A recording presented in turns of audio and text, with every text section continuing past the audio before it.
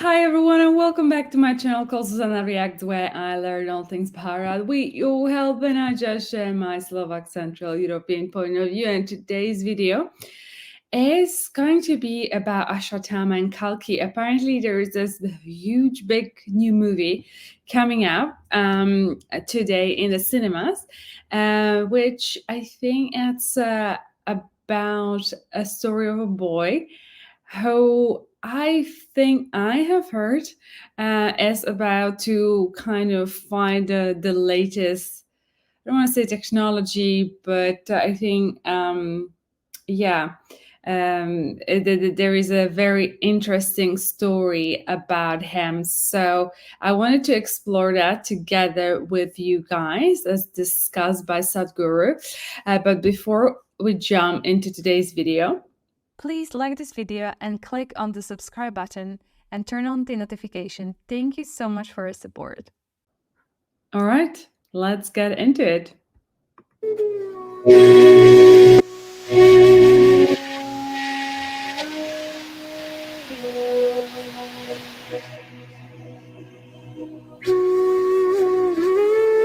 For those of you who don't understand the question, she's talking about Ashwatthama. At the end of the war, a terrible war, that everybody on both sides were disgusted with themselves and everybody for having perpetuated such a war. After killing nearly 100,000 people in those days when the population was not even 10% of what is today, Ashwatthama didn't stop there. Out of his anger, he went out and killed children who were sleeping. Children were sleeping and he went and slit all their throats as revenge for what he felt was unfair. Maybe unfair, but this is what he did. So Krishna did not curse him with death. He said, I curse you with immortality. You must be with this guilt for always.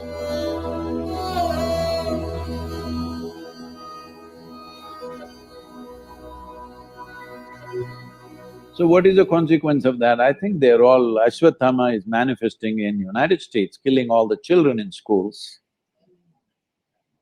Yeah, he's here. Otherwise, why do you want to walk into your school and kill children of all the people? You could at least choose grown-ups. I'm not saying it's better, but I'm saying it's… this is a manifestation of Ashwatthama. Because you're angry with something, you go and kill children who are sleeping.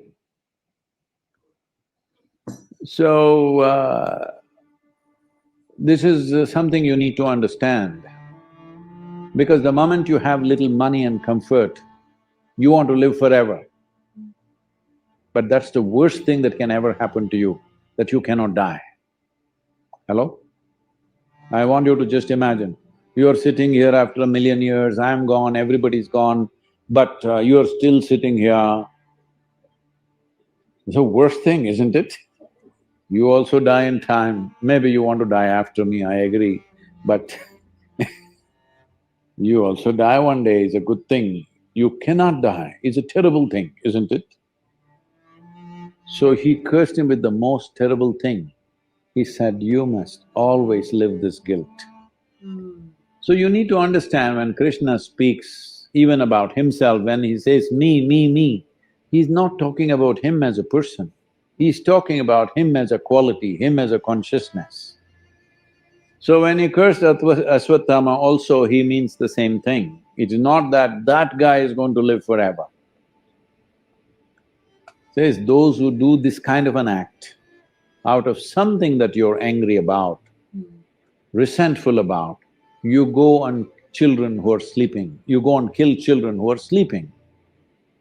Such people must suffer always, because there are many things among human beings. When a war happens, you kill. It should not happen, he tried everything possible to see that it doesn't happen. Once it happened, he said, better fight. You can't go to the battlefield and say, I won't fight. You should not go to battlefield. Once you go there, you got to fight. So he said, fight. They fought, everybody killed each other, so many people died, great heroes fell, good people died, bad people died, all kinds of people died. When it's over, you go and kill children. Such a man should suffer for always, that is the curse. Because there are some things which are not good but you still do because you're caught in situations. This is after the situation is over, because you've lost. If you had won the war, you wouldn't have done it. Because you lost the war and you're full of resentment, you go and kill the children. That's not. That you must suffer for always. The immortality is not for the man, but for the suffering that it causes within you. You may do it, you may take another life, but you go through enormous amount of suffering. That must continue for you always, that's what he's saying. Because this is the nature of life. There are many things we can do, but if you unscrew certain things, then important things will collapse. That's what he's trying to say. See, all of us have fought the battle, we've killed, we've done many things, we've cheated each other a little bit, done all kinds of things. But still, it's a man's world. When the war is over, you step back, somebody won, somebody lost. Step back from that because it's over. No, now I go in the night and kill the children, your children who are sleeping. They were not protected because nobody imagined somebody will come and kill children in their sleep. Otherwise, they would have put soldiers around. They did not put because they thought, who will kill the children? War is over. So, if you become overly resentful, overly suspicious, you will end up doing such things. This happened. An American person went to Moscow. Can I say this joke or no? An American person went to Moscow. Because you watch so many Hollywood movies, Moscow means when you get off the airport, KGB will be following you right, left, center, everywhere, agents standing and glaring at you, you know, because your whole psyche is from the Hollywood. Somebody is reading on your straight wrong, he looks up at you. Everything is suspicious. The taxi driver is an agent, everybody is an agent. So with this psyche, he went to Moscow, landed and being suspicious of everything, then he went to his hotel room, then he looked all around, maybe it's all bugged, you know. So he opened like usually what James Bond does, he opened the microphone of the phone, pulled out everything, then here, there, everywhere he searched the light bulbs, this, that, fire alarms, everything he checked for bugs and everything. When he found nothing, he thought somewhere it must be there. And then he crawled under the bed. There he saw a big metal plate, screwed with 8 screws. Ah, this is it, I got it.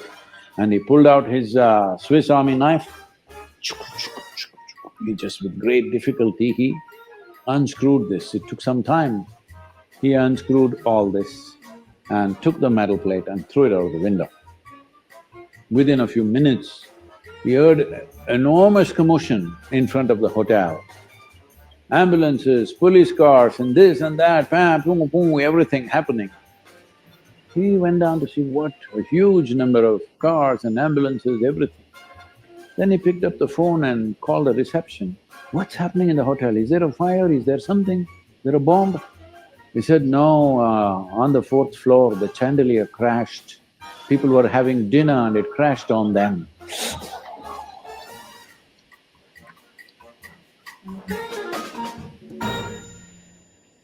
So, Krishna is saying, don't touch certain screws. If you touch those screws, things will crash upon you for good. So he's not giving a relief to Ashwatthama. For all others who fought against him, who did terrible things in their lives, he said, okay, as a man, you got angry, you got hateful, you did something. All right, there's a way for you. But he said, for this guy, there is no way, he has to live it forever. What an interesting video. First of all, I want to ask you, who is going to watch that movie, Kalki? I'm very, very curious. And if you do, please do let me know in the comments how you felt about the movie, what you liked, what you didn't like. Now, in terms of Ashwatthama, it's interesting what he's saying. I might have a different perspective. There are a couple of things. Okay, so for example, I believe that we're all one, we're all connected. I think that's Hinduism. So if you're all one, if you're all connected, if you're cursing someone, you're cursing everyone else. So I'm not too sure I'm buying personally into that, but that's just my personal belief. Maybe there is a additional understanding that I'm lacking, but that's I think maybe that's just a symbolic from what he was talking about. To me, the story is more psychological than anything. I'm just trying to think about like how that applies to our day-to-day life, like when you get perhaps too angry. And I think this is why there are two things, and I've always been interested in those. It's a personal development and spirituality, because I personally, for myself and from my observation, it's all well and nice to be spiritual, but I see a lot of people that are spiritual and they have a what some might call spiritual ego about them. And I think for that matter, it's important to also understand psychology and how we do what we do. So, for example, the way the world works, or the way the mind world works, it's a better way of putting that, is that your thoughts create what some call internal representation. So when you think about something, you get a vision, or you get someone is horrible to you, let's say, and you're just now thinking, oh my God, like I'm not good enough, I'm that bad person, and you might have a certain image in your head that you're associating with that. And then that makes that image, so it goes thought, that image, or it can be a feeling, or you can hear something. We all are different in how we perceive things. And then what happens is that you start internalizing and you start feeling a certain way. So for example, if you start to feel you're not good enough, you will then act in a way that it's in alignment with that. And then, let's say you're not good enough at math because in a third year you were called in front of the table of the teacher at a blackboard, and you couldn't solve an example, and kids were laughing at you, right? And you internalize that, and you don't even know it's kind of there because it's just been so deeply buried in your psyche, but it's an underlying thing that is then running your life. And what happens is that then you create a belief, right? We all believe in something. I said, like, I believe, well, that's curse. I don't know, like my idea of the world is different. In where the curse is mine might not exist, depends on the context.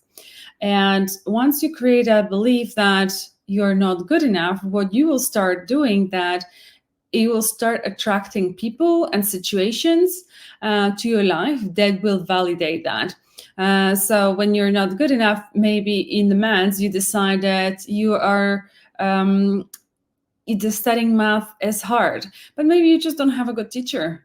And maybe it takes you longer, but it doesn't mean it's that hard.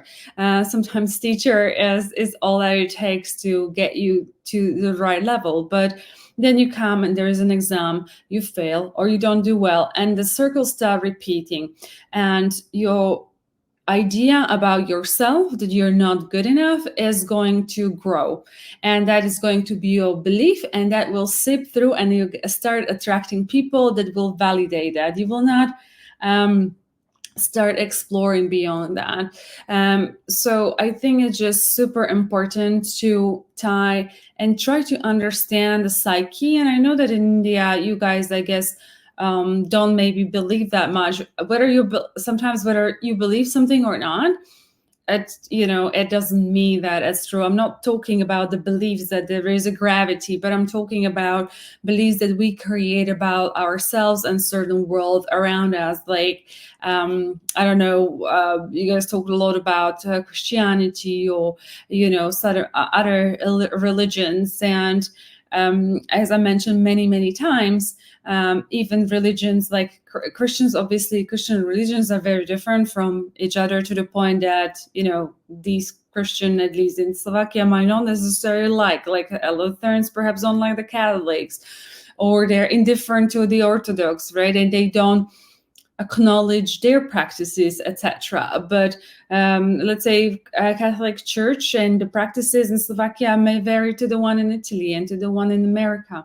And it's just very important to start questioning things that you're just taking at a face value, and start understanding how things change in the context and what you attract and how you create your life. So if you would have Ashvatthana, I'm not sure if I'm pronouncing that correctly, would done maybe a bit of a psychoanalysis on himself, maybe that wouldn't have happened. But I think, as correctly as the Sadhguru is saying, it does seem to be just an example of like a psychological trait of things that you don't do, and then I guess you then create karma for yourself that perhaps cannot be cleared. I believe in a God is love, so I don't believe that God would go and intentionally punish his or her or Ed's children.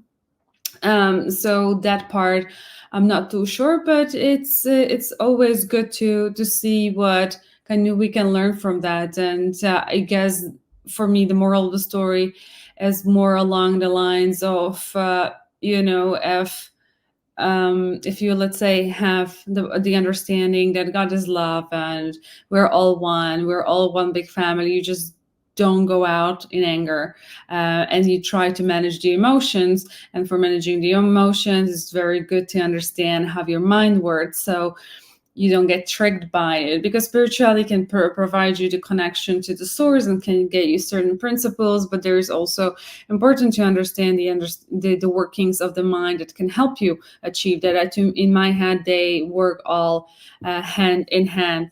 And it was a really nice example how he's demonstrated that certain things perhaps should not be forced. So I think maybe the closest example to me is that in Christianity, you would have the 10 Commandments. And I think, there is like, you should be respectful to your parents.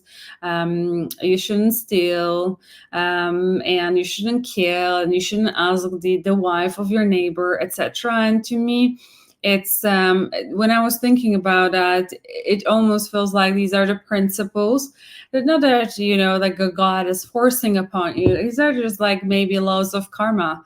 That when you do that, certain things happen. And then I think from the spiritual perspective, it's about achieving like the true balance. And I think when you do these actions, then your consciousness, and maybe that's what they meant by the curse, is going to be very hard for you to achieve that balance, to feel okay with what has been done. And then you create certain actions that will backfire, and it will be very hard. And I think maybe that's what he meant by the curse, is that you're going to spiral and in your mind, and you will not be able to get out of that. So all in all, for me, a very, very interesting video. I'd love to hear from you what you thought about that. And with that being said, thank you so much for watching this video with me. If you did enjoy, please give a thumbs up, share, like, and subscribe to this channel, and I'll see you next one. Until then, please do take care. I'm sending lots and lots of love. Bye-bye.